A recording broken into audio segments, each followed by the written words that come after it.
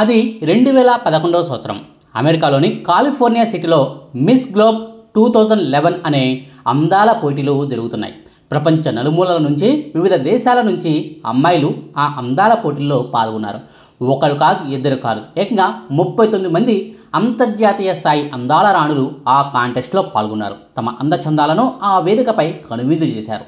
ఆ పోటీల్లో కవిత అనే అందాల రాణి టైటిల్ను గెలుచుకుంది. భారతదేశంలోని ముంబైకు చెందిన కవిత ఆ ఏడాది మిస్ గ్లోబ్ అనే టైటిల్ను గెలుచుకుంది. ఆ అందాల రాణి ఎవరో కాదు, 2024 సంవత్సరం జూలై 2వ తారీఖున వరలక్ష్మి శరత్ కుమార్ గారి పెళ్లి జరిగింది కదా. నికోలాయ్ సచ్దేవ్ అనే ఓ వ్యాపారవేత్తను ఆమె పెళ్లి చేసుకుంది కదా. ఆ నికోలాయ్ సచ్దేవ్ గారి మొదటి భార్యే ఈ అందాల రాణి కవిత. ఎస్, ఆనాడు 2011 సంవత్సరంలో మిస్ గ్లోబ్ అనే టైటిల్ను గెలుచుకున్న ఆమె పూర్తి పేరు కవిత సచ్దేవ్. పెళ్ళైన తర్వాతే, ఇంకా చెప్పాలంటే ఓ బిడ్డకు జన్మనిచ్చిన తర్వాతే ఆమె అందాల పోటీల్లో పాల్గొన్నారు. మిస్ గ్లోబ్ అనే టైటిల్ను గెలుచుకున్నారు. మోడల్గా కొత్త జర్నీని స్టార్ట్ చేశారు. నా భర్త వల్లే నేను ఈ స్థాయికి చేరుకున్నాను, నా భర్తే నన్ను అందాల పోటీలకు పంపించాడు, నువ్వు చాలా బాగుంటావు కదా, నీ అంత అందగత్తే ఇంకెవరూ లేరు కదా అంటూ నా అత్తయ్యే అసలు అందాల పోటీలకు వెళ్ళమని మొట్టమొదటిగా ప్రపోజ్ చేశారు. నా భర్త నన్ను అన్ని విషయాల్లోనూ సపోర్ట్ చేస్తారు అంటూ ఆనాడు భర్త గురించి అంతంత గొప్పలు చెప్పిన కవితా సచ్దేవ్ అసలు నికోలాయ్కు ఎందుకు విడాకులు ఇవ్వాల్సి వచ్చింది? అసలు ఆమె ఎవరు? ఆమె పుట్టు పూర్వోత్తరాలు ఏమిటి? ఆమె తల్లిదండ్రులు ఏం చేస్తుంటారు? నికోలాయ్తో పరిచయం ఎలా ఏర్పడింది? పెళ్లి వరకు ఆ పరిచయం ఎలా దారి తీసింది? పెళ్లి నుంచి విడాకులు తీసుకోవడం వరకు జరిగిన పరిస్థితులు ఏమిటి అన్నది ఈ వీడియోలో చెప్పుకుందాం. 2011 సంవత్సరంలో మిస్ గ్లోబ్ అనే టైటిల్ను సొంతం చేసుకున్నాక కవితా సచ్దేవ్ పలు పత్రికలకు ఇంటర్వ్యూలు ఇచ్చారు. ఆ ఇంటర్వ్యూల్లో ఆమె తన గతం గురించి, నికోలాయ్తో పెళ్లి గురించి, ఆ తర్వాత అందాల పోటీలకు వెళ్ళడం గురించి క్లియర్గా చెప్పుకొచ్చారు. ఆ వివరాలను ఆమె మాటల్లోనే చెప్పుకుందాం. మాది అస్సాం రాష్ట్రంలోని ఓ మారుమూల గ్రామం. మా నాన్న ఓ రీసెర్చ్ సైంటిస్ట్. నాకు ఓ అన్నయ్య, 2 చెల్లెళ్ళు ఉన్నారు. మేము మొత్తం 4 మందిమి. ఇంటర్మీడియట్ వరకు ఎలాగోలా అస్సాంలోనే చదువుకున్నాను. యావరేజ్ స్టూడెంట్నే కానీ పరీక్షలో ఏనాడు ఫెయిల్ అవ్వలేదు. అందుకు మా నాన్న కూడా నా పట్ల చాలా కేరింగ్తో ఉండేవారు. నా ఇంటర్మీడియట్ అయిపోయిన తర్వాత నా ఫ్రెండ్స్ అందరూ ఉన్నత చదువుల కోసం అంటూ ఢిల్లీకి వెళ్తూ ఉన్నారు. నేను కూడా ఢిల్లీకి వెళ్తానంటూ మా నాన్నకు చెప్పాను. కానీ మా నాన్న ఒప్పుకోలేదు. ఢిల్లీ అనేది అమ్మాయిలకు సేఫ్ కాదు, అక్కడ మన లాంటి వాళ్ళు ఉండలేరు అంటూ మా నాన్న భయపడేవాడు. చివరకు చాలా ఆలోచించి ముంబైలో నన్ను చదివించాలని డిసైడ్ అయ్యారు. నాతో పాటు రైల్లో ముంబైకి వచ్చారు. ఓ వారం రోజుల పాటు ఓ హోటల్లో ఉండి మరీ ముంబై అంతా నన్ను తిప్పారు. సిటీ అంతా చూపించారు. ఆ తర్వాత ముంబై అనేది సేఫ్ సిటీ అని మా నాన్నకు అనిపించింది. ముంబైలోని సోఫియా కాలేజీ అని ఒకటి చాలా ఫేమస్, అమ్మాయిలకు మాత్రమే ప్రత్యేకంగా ఉండేది. అందులో నన్ను చేర్పించారు. దగ్గరలోనే ఉండేలా ఓ హాస్టల్ను కూడా చూసి పెట్టారు. అన్ని జాగ్రత్తలు చూపిన తర్వాత అస్సాంకు తిరిగి వెళ్ళిపోయారు. అది 1999 సంవత్సరం. అప్పుడు నా వయసు సరిగ్గా 18 ఏళ్ళు. అలా ముంబైలో నా స్టడీ కెరీర్ ప్రారంభమైంది. నా 21 ఏళ్ల వయసులో నా డిగ్రీ పూర్తయింది. నా ఫ్రెండ్స్ అందరూ ఏవో జాబ్ ప్రయత్నాల్లో ఉన్నారు. నేనేం చేయాలి అనేది నాకు కొంత ఈజీగా తోచలేదు. ఓ రోజు హాస్టల్లో నా స్నేహితురాలు చక్కగా చీర కట్టుకుని రెడీ అయింది. గుడికి వెళ్తుందేమో లేక బంధువుల ఇంట్లో ఏదైనా ఫంక్షన్కి వెళ్తుందేమో అనుకున్నా. కానీ చేతిలో చూస్తేమో సర్టిఫికెట్లు ఉన్నాయి. అసలు ఎక్కడికి వెళ్తున్నావు అని అడిగితే ఇంటర్వ్యూకు అని చెప్పింది. అదేంటి, ఇలా కూడా ఇంటర్వ్యూలకు వెళ్తారా? పొరపాటున ఉద్యోగం కూడా ఇలాగే చేస్తానంటే ఒప్పుకోరేమో అని నవ్వుతూ అన్నాను. పిచ్చి ముఖమా, ఉద్యోగం కూడా ఇలాగే చేస్తానన్నా ఒప్పుకుంటారు అని చెప్పుకొచ్చింది. అంత పద్ధతైన జాబ్ ఏంటా అని ఆరాధిస్తే ఎయిర్ హోస్టెస్ జాబ్ అని చెప్పింది. ఇదేదో బాగుందనిపించి నేను వస్తానని చెప్పాను. తనలాగే నేను రెడీ అయ్యాను. ఎయిర్ హోస్టెస్ జాబ్ ఇంటర్వ్యూకు వెళ్ళాను. నా అదృష్టమో ఏమో కానీ నేను ఆ ఇంటర్వ్యూలో సెలెక్ట్ అయ్యాను. మా నాన్నతో చెప్తే కంగ్రాట్స్ చెప్తూ ఆశీర్వదించారు. అలా ఎయిర్ హోస్టెస్గా నా జాబ్ జర్నీ ప్రారంభమైంది. ముంబై నుంచి దేశంలోని వివిధ ప్రాంతాలకు విమానాలు తిరగడమే మా పని. ప్రయాణికులకు ఏ ఇబ్బంది రాకుండా చూసుకోవడమే మా పని. నా ఉద్యోగం నాకు చాలా బాగా నచ్చేది. లైఫ్లో ఓ టర్నింగ్ పాయింట్ అంటూ ఒకటి ఉంటుంది కదా.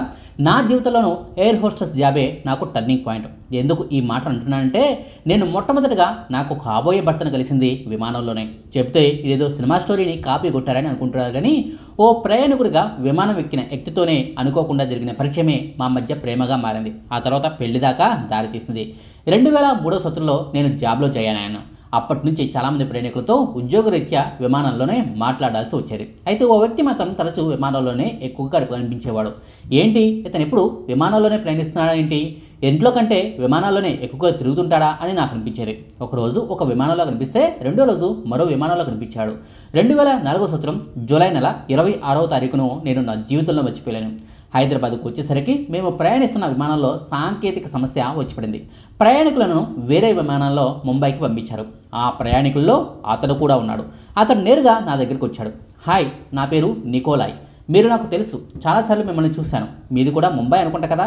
మీరు ఇక్కడే హైదరాబాద్లో ఉండిపోవాల్సి వస్తుంది. మీరు ఎలా వస్తారు? మీ కాంటాక్ట్ నెంబర్ ఇవ్వండి. నా నెంబర్ మీరు తీసుకోండి. మీకు ఏమైనా ఇబ్బంది అనిపిస్తే వెంటనే నాకు కాల్ చేయండి. హైదరాబాద్లో నాకు తెలిసిన వాళ్ళు చాలామంది ఉన్నారు. వాళ్ళు మీకు హెల్ప్ చేస్తారంటూ ఏదేదో చెప్పుకుంటూ పోయాడు. నాకేం ఇబ్బంది లేదండి, మా కంపెనీ మమ్మల్ని జాగ్రత్తగా చూసుకుంటుంది, నాకు వచ్చిన సమస్య ఏమీ లేదు అని చెప్పినా కూడా 1కి 4-5 సార్లు మెసేజ్ చేశాడు. జాగ్రత్తగా ఉన్నారా, ఇబ్బంది ఏమైనా ఉందా అని అడుగుతూ వచ్చాడు. నేను ఓ 2 మెసేజ్లకు రిప్లై ఇచ్చాను. ఆ తర్వాత ఆ మెసేజ్లకు రెస్పాండ్ అవటం మానేశాను. ముఖం తెలియని వాళ్ళతో పరిచయం పెంచుకోవడం ఎందుకని నాకు అప్పుడు అనిపించింది. ఆ తర్వాత కొద్ది రోజులకు నా ఫ్రెండ్స్తో కలిసి ముంబైలోనే ఓ రెస్టారెంట్కి వెళ్ళాను. అక్కడ మరో టేబుల్లో ఇతడు కనిపించాడు. నిజంగా చెప్పాలంటే అతడి పేరు కూడా నాకు గుర్తులేదు. కానీ ఆ రోజు అతడి మెసేజ్లను నిర్లక్ష్యం చేశాను కదా. ఆ తర్వాత అసలు నాకు మెసేజ్ కూడా చేయలేదు కదా, మంచోడేమో అని అనిపించింది. అనవసరంగా అపార్థం చేసుకున్నాను అనిపించింది. నేరుగా అతని దగ్గరికి వెళ్ళాను. సార్, మీ పేరు శ్యామ్ కదా అని తెలిసి తెలియని పేరును చెప్పాను. సారీ, నా పేరు శ్యామ్ కాదు, నికోలాయ్. మీరు కవిత ఎయిర్ హోస్టెస్ కదా, మీరు నాకు తెలుసు. ఆ రోజు క్షేమంగానే తిరిగి వచ్చారా అని గుర్తు పెట్టుకుని మరి అడిగేసరికి నాకు మతిపోయినంత పనైంది. సారీ సార్, ఆ రోజు మిమ్మల్ని తప్పుగా అర్థం చేసుకున్నాను, క్షమించండి అని అడిగేసరికి పర్లేదు, నేను అర్థం చేసుకోగలను. మీ పరిస్థితుల్లో ఎవరున్నాకనా అలాగే చేస్తారు. నేనేమైనా మీ బంధువునా చెప్పండి, వెంటనే ఫోన్ కాల్స్ చేసి మాట్లాడడానికి అంటూ సరదాగా చెప్పుకుంటూ పోయాడు. అతడి వ్యక్తిత్వం నచ్చింది, మాట తీరు నచ్చింది, మన అనుకున్న వాళ్ళ పట్ల నికోలాయ్ చూపించే కన్సర్న్ నచ్చింది. ఆ రోజు నుంచి నికోలాయ్తో నా ఫ్రెండ్షిప్ జర్నీ స్టార్ట్ అయింది. నికోలాయ్తో మాట్లాడుతుంటే సమయమే తెలిసేది కాదు. నన్ను నేనే మర్చిపోయేదాన్ని. త్వరలోనే అర్థమైంది నేను అతన్ని ప్రేమిస్తున్నాను అని. నేను ప్రపోజ్ చేయటం, నికోలాయ్ నా ప్రపోజల్ను యాక్సెప్ట్ చేయటం వెంటనే జరిగిపోయాయి. మా ఇంట్లో వాళ్ళు కూడా పెద్దగా అభ్యంతరం పెట్టలేదు. నాకు 24 ఏళ్ల వయసులో, అంటే 2005 సంవత్సరంలో మా పెళ్ళయింది.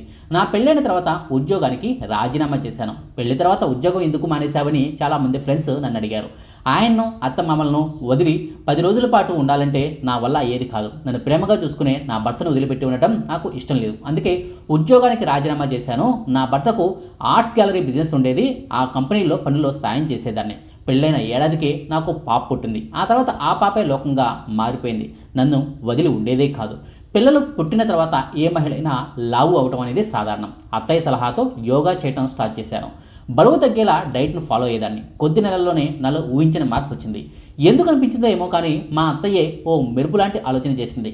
నువ్వు చాలా అందంగా ఉంటావు కదా, మోడల్ అవ్వాలని నీకు అనిపించలేదా? ఎప్పుడూ ట్రై చేయలేదా? ఇప్పుడు ఒకసారి ట్రై చేసి చూడరాదు అని అనేసరికి నాలో ఆలోచన. ఇదే విషయాన్ని మా అత్తమ్మ నికోలాయ్కు చెప్పింది. ఆయన ఏమంటారో అని నేను మొదట్లో భయపడ్డాను. కానీ ఆయనైతే ఎగిరి గంతేసినంత పనిచేశారు. వావ్, సూపర్ ఐడియా మమ్మీ అంటూ నాలో ఉత్తేజాన్ని నింపారు. ఆయనే స్వయంగా కొన్ని ఫోటోలను నావి సెలెక్ట్ చేసి పెట్టారు. ఇది జరిగింది 2010 సంవత్సరంలో. అప్పుడే సరిగ్గా మిస్ గ్లాడ్ ర్యాంక్స్ 2010 అనే కాంటాక్ట్స్ జరుగుతుంది. ఆ పోటీలకు నా ఫోటోలను ఆయనే పంపించారు. ఆ తర్వాత 2011 సంవత్సరంలో మిస్ గ్లోబ్ 2011 అనే కాంటెస్ట్కు కూడా నా ఫోటోలను పంపించారు. 2011 సంవత్సరంలో జరిగిన మిస్ గ్లోబ్ పోటీల్లో నేను విన్నర్గా నిలిచాను. అందాల రాణి అంటూ ఆనాడు అంతా పోడుతుంటే ఆల్రెడీ ఓ బిడ్డకు తల్లిని అన్న విషయం తెలిసి అంతా నివ్వెరపోయిన పరిస్థితి. ఇక నా భర్త ఆనందానికైతే అంతే ఉండేది కాదు. ఆ తర్వాత మోడల్గా నా కొత్త జర్నీ మొదలైంది. ప్రతి మగాడి జీవితం వెనుక ఓ ఆడది ఉంటుందన్నది పాత సామెత. భర్త సహకారం ఉంటే భార్య ఏదైనా సాధిస్తుందన్నది నేటి తరం మహిళలు నిరూపిస్తున్నారు. నా వరుస విజయాలకు కారణం నా భర్తే. ఓవైపు బిజినెస్ చూసుకునేవారు, ఇంట్లో పాపను కూడా చూసుకునేవారు. నేను బిజీగా ఉన్న సమయాల్లో మా పాప సంరక్షణను ఆయనే దగ్గరుండి మరీ చూసుకునేవారు. నేను 18 ఏళ్ల వయసులో ముంబైకి వచ్చాను. 24 ఏళ్ల వయసులో పెళ్లి చేసుకున్నా. 25 ఏళ్ల వయసులో ఓ బిడ్డకు తల్లిని కూడా అయ్యాను. 29 ఏళ్ల వయసులో ఇంటర్నేషనల్ మోడల్లో అయ్యాను. ఎన్నో బాలీవుడ్ ప్రాజెక్టులు నా కోసం ఎదురు చూస్తున్న పరిస్థితి. ఎన్నో అవకాశాలు నన్ను వెతుక్కుంటూ వస్తున్నాయి. ఇదంతా నా భర్త సహకారం వల్లే. ఆయన లాంటి భర్త ఇంకెవరూ ఉండరు. నాకు ఆయన దొరకటం అదృష్టం అంటూ 2011 సంవత్సరంలో కవిత ఓ ఇంటర్వ్యూలో చెప్పుకొచ్చింది. కట్ చేస్తే అంత గొప్పగా చెప్పిన భర్తకే ఆమె విడాకులు ఇచ్చింది. మోడల్గా కెరీర్ పీక్స్లోకి వెళ్ళిపోవడం, ఇటు భర్తతో దూరం పెరగడం వల్ల కుటుంబంలో చిన్న కలతలు వచ్చాయి. 2017 సంవత్సరంలో వీరిద్దరూ విడిపోయారు. పరస్పరం విడాకులు తీసుకున్నారు. వీరిద్దరికి ఓ కూతురు కూడా ఉందని మనం చెప్పుకున్నాం కదా. ఆమెకు ఇప్పుడు అక్షరాల 18 ఏళ్ల వయసు. అథ్లెట్లో ఛాంపియన్ కూడా. తల్లిదండ్రులు విడిపోయినా కూడా ఇద్దరితోనూ సత్సంబంధాలను కొనసాగిస్తుంది. తల్లి దగ్గర కొన్నాళ్ళు, తండ్రి దగ్గర ఇంకొన్నాళ్ళు ఉంటుంది. అసలు వీరిద్దరి విడాకులకు వరలక్ష్మి శరత్ కుమార్ గారే కారణమంటూ కొన్ని మీడియా వెబ్సైట్లు కూడా వార్తలను పుట్టించాయి. నికోలాయ్ సచ్దేవ్కు వరలక్ష్మి శరత్ కుమార్కు ఎన్నో ఏళ్లుగా తెలుసు. వారిద్దరూ స్నేహితులు కూడా. నికోలాయ్ కుటుంబంతో కూడా వరలక్ష్మికి సత్సంబంధాలు ఉండేవి. కవితతో కూడా ఆమె మాట్లాడుతూ ఉండేవారు. అయితే నికోలాయ్ వరలక్ష్మి మధ్య స్నేహం కాస్త ప్రేమగా మారిందని, ఆ వ్యవహారం కవితకు తెలియడంతోనే విభేదాలు వచ్చాయని, ఆ విభేదాలే విడాకులకు దారితీశాయని కొన్ని మీడియా వెబ్సైట్లు వార్తలను పుట్టించాయి. అయితే అవన్నీ పచ్చి అబద్ధాలు. 14 ఏళ్లుగా నికోలాయ్తో స్నేహం ఉందన్న మాట మాత్రం వాస్తవం. ఫ్యామిలీ ఫ్రెండ్ అన్న మాట కూడా నిజమే. కానీ విడాకులు అనేది మాత్రం నికోలాయ్ కవితకు మాత్రమే సంబంధించిన విషయం. కెరీర్ వైపు ఆమె మొగ్గు చూపిస్తుంటే ఫ్యామిలీ పరిస్థితి ఏంటన్నది నికోలాయ్ ప్రశ్న. వరుసగా ఆఫర్లు వెల్లువెత్తడంతో ఇంటి గురించి ఆలోచించే తీరిక కూడా కవితకు లేకుండా పోయింది. దీంతో కెరీర్ కావాలా, ఫ్యామిలీ కావాలా అన్న ప్రశ్న తలెత్తింది. తప్పనిసరి పరిస్థితుల్లో కెరీర్ వైపే ఆమె మొగ్గు చూపింది. పాపను తండ్రి సంరక్షణలోనే ఉంచింది. పాపకు ఇష్టమైనప్పుడల్లా తన వద్దకు వచ్చే వెసులుబాటును కూడా కల్పించింది. తన ఇష్ట ప్రకారమే ఆమె విడిపోయింది. ఆమె విడాకులు తీసుకున్న 2-3 ఏళ్ల తర్వాతే నికోలాయ్తో వరలక్ష్మి శరత్ కుమార్ ప్రేమ మొదలైంది. అతడికి 41 ఏళ్ల వయసు, ఆమెకి ఇప్పుడు 38 ఏళ్ల వయసు. అతడికి 18 ఏళ్ల వయసున్న కూతురు కూడా ఉన్నా సరే వ్యక్తి మంచివాడు కావడంతో, మనసున్నవాడు అని ఆమెకు అనిపించడంతో బయట వాళ్ళు ఏమనుకుంటారనేది పట్టించుకోలేదు. ఇంట్లో వాళ్ళకు చెప్పింది, అన్నీ తానే అందరినీ ఒప్పించింది. తన మనసుకు నచ్చిన వాడినే చివరకు వరలక్ష్మి శరత్ కుమార్ మనువాడింది. ఇది వరలక్ష్మి శరత్ కుమార్ గారి పెళ్లి వెనుక జరిగిన కథ. వరలక్ష్మి భర్త నికోలాయ్ సత్యదేవ్ గారి మాజీ భార్యకు సంబంధించిన వివరాలు. మీకు ఈ వీడియో నచ్చితే లైక్ చేయండి, షేర్ చేయండి. మరిన్ని ఆసక్తికరమైన వీడియోల కోసం మా కొత్త ముచ్చట ఛానల్ను సబ్స్క్రైబ్ చేయడం మాత్రం మర్చిపోకండి. Thank you.